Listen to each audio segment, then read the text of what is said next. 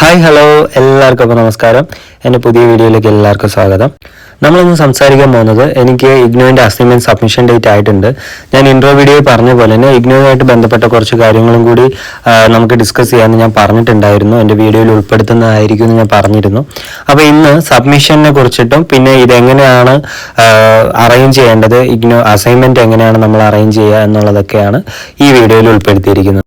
അപ്പോൾ എല്ലാവരും video skip ചെയ്യാതെ കാണുക. സ്കിപ്പ് ചെയ്ത് കഴിഞ്ഞിട്ടുണ്ടെങ്കിൽ ചില കാര്യങ്ങളൊക്കെ പറയുന്നത് വിട്ടുപോകും. അപ്പോൾ മെയിനായിട്ടുള്ള കുറച്ച് കാര്യങ്ങൾ ഞാൻ ആദ്യം തന്നെ പറയാം.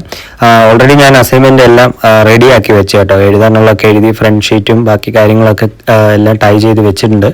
നമ്മൾ ആദ്യമായിട്ട് ശ്രദ്ധിക്കേണ്ട കാര്യം എന്താണെന്ന് വെച്ച് കഴിഞ്ഞാൽ നമ്മൾ ഈ കെട്ടണ ആ നൂലില്ല, ആ ചരട്, അതെന്ന് പറയുന്നത് ഒരേ കളറായിരിക്കണം കേട്ടോ. ഇപ്പോൾ റെഡോ ഗ്രീനോ അങ്ങനെ എന്തെങ്കിലും ഒരു കളറേ എടുക്കാൻ പാടുള്ളൂ. ഒരു കാരണവശാലും നമ്മൾ വൈറ്റോ അതുപോലെ തന്നെ വേറെ എന്തെങ്കിലും കളേഴ്സ് മിക്സഡ് ആയിട്ട് വരുന്നത് യൂസ് ചെയ്യാൻ പറ്റൂല. അത് ഒഫീഷ്യൽ സൈറ്റിലുള്ളതാണ്. അപ്പോൾ പരമാവധി നിങ്ങൾ ഒരേ കളറിലുള്ള ത്രെഡ് തന്നെ കൂടുതലായിട്ടും യൂസ് ചെയ്യാൻ ശ്രദ്ധിക്കുക. അതിനുശേഷം ഇതാണ് നമ്മുടെ ഫ്രണ്ട് ഷീറ്റ് വരുന്നത്. ഇതിൽ കുറേ കാര്യങ്ങൾ ഫില്ല് ചെയ്യാനുണ്ട് കേട്ടോ, അത് ഞാൻ പറഞ്ഞുതരാം. ഇതിന് ശേഷം നമ്മൾ അസസ്മെന്റ് ഷീറ്റ് വെക്കും.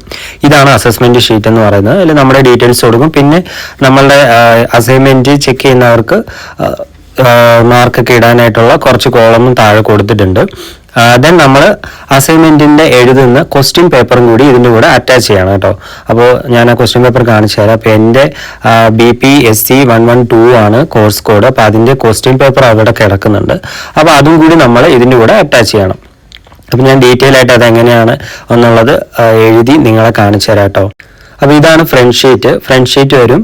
അതിനുശേഷം നമ്മൾ അറ്റാച്ച് ചെയ്യേണ്ടത് അസസ്മെന്റ് ഷീറ്റ് ആണ്. ഇതാണ് അസസ്മെന്റ് ഷീറ്റ്. പിന്നെ ഇവാലുവേഷൻ ഷീറ്റ് എന്ന് പറഞ്ഞൊരു സംഭവമുണ്ട്. അത് നമുക്ക് വേണമെങ്കിൽ വെക്കാം. ഇപ്പോൾ മുന്നേ അസൈൻമെന്റ് സബ്മിറ്റ് ചെയ്തവരുടെ അടുത്തൊക്കെ അത് എടുത്തോളാൻ പറഞ്ഞിരുന്നു കോളേജിൽ നിന്ന്. അതുപോലെ തന്നെ ഈ അസസ്മെന്റ് ഷീറ്റ് 2 ആണ് വെക്കേണ്ടത്.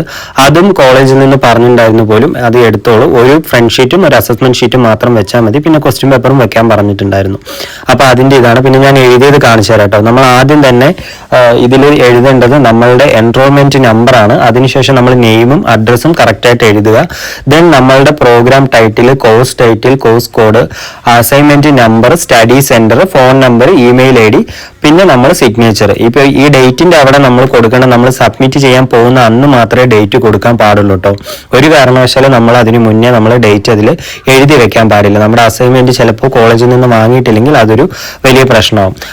അന്നത്തെ ദിവസം കോളേജിൽ അസൈൻമെന്റ് വാങ്ങുന്ന ആൾ അവിടെ ഇല്ലെങ്കിൽ അതൊരു പ്രശ്നമാണ്. ദെൻ നമ്മൾ നോക്കുന്നത് അസസ്മെന്റ് ഷീറ്റ് ആണ്. അസസ്മെന്റ് ഷീറ്റിൽ നമ്മൾ ഫ്രണ്ട് പേജിൽ ഫില്ല് ചെയ്ത പോലെ തന്നെ പ്രോഗ്രാം നെയിം, എൻറോൾമെന്റ് നമ്പർ, നമ്മളുടെ നെയിം എല്ലാം തെറ്റാതെ എഴുതി കൊടുക്കുക. ഇതിന് നിങ്ങൾക്ക് നമ്മുടെ ID കാർഡ് ഇല്ലേ, നമ്മുടെ കോഴ്സിന്റെ ID കാർഡ് വെച്ചിട്ട് വേണം കേട്ടോ നിങ്ങൾ ഇത് കൂടുതലായിട്ട് നോക്കി എഴുതാനായിട്ട്. അതിൻ്റെ അകത്ത് എല്ലാ ഡീറ്റെയിൽസ് ഉണ്ടാവും. പിന്നെ ഈ ഇതിലെ അസൈൻമെന്റ് നമ്പർ എന്ന് പറയുന്നത് പുറകിലെ നമ്മൾ വെച്ചിരിക്കുന്ന ക്വസ്റ്റ്യൻ പേപ്പറിൽ അസൈൻമെന്റ് നമ്പർ, അസൈൻമെന്റ് കോഡ് എന്ന് പറഞ്ഞ് കിടപ്പുണ്ട്. അതാണ് അവിടെ ഫില്ല് ചെയ്ത് കൊടുക്കേണ്ടത് കേട്ടോ.